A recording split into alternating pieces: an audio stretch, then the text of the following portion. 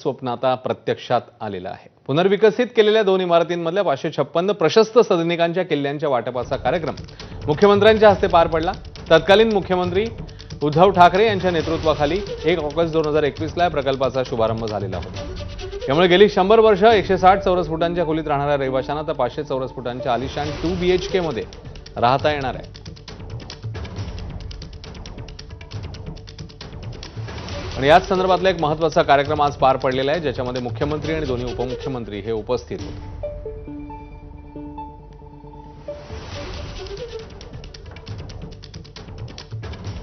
आणि या सर्व लोकांना आता 500 चौरस फुटांचं एक आलिशान घर मिळणार आहे।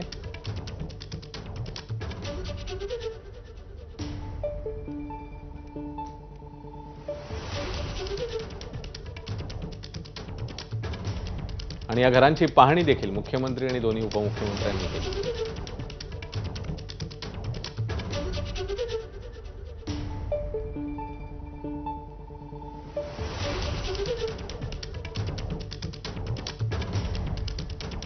तर VDD वासियांच्या घराच्या चाव्या देताना मुख्यमंत्री फडणवीस आणि अजित पवार यांनी मोलाचा सल्ला दिला, तर अजित पवारांनी परिसरातील घरांच्या किमती सांगून घरं विकू नका असा सल्ला दिलाय। बघूया।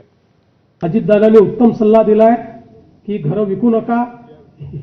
ही घरं जी आहे ही घरं खरं म्हणजे मी असं म्हणेन की पूर्वी आपल्याकडे सोनं सांभाळून ठेवायचे की पुढच्या पिढीला काय द्यायचं आहे, तर सोनं सांभाळून ठेवायचे। पण मुंबईमध्ये सोन्यासारखीच घरांची किंमत आहे। त्याच्यामुळे पुढच्या पिढ्यांना काय द्यायचं, तर हे घर आपल्याला पुढच्या पिढ्यांना द्यायचं आहे असा विश्वास मनामध्ये ठेवा आणि हे करा।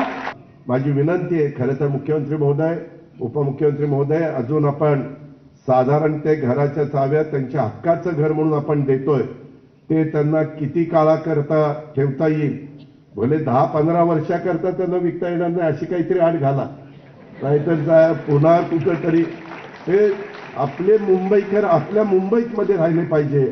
आपला मराठी माणूस आहे तो आपल्या इथंच राहायला पाहिजे।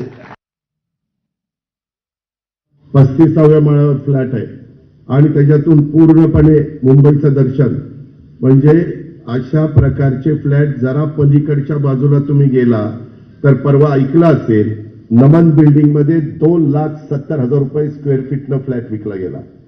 त्याच्यापासून आपण थोडं बाजूला आहे, म्हणजे इतके चांगले फ्लॅट हे आज माझ्या मुंबईकरांना मिळालेले आहेत। तर मुंबईत आज अनेक विकास कामांचं लोकार्पण पार पडलंय।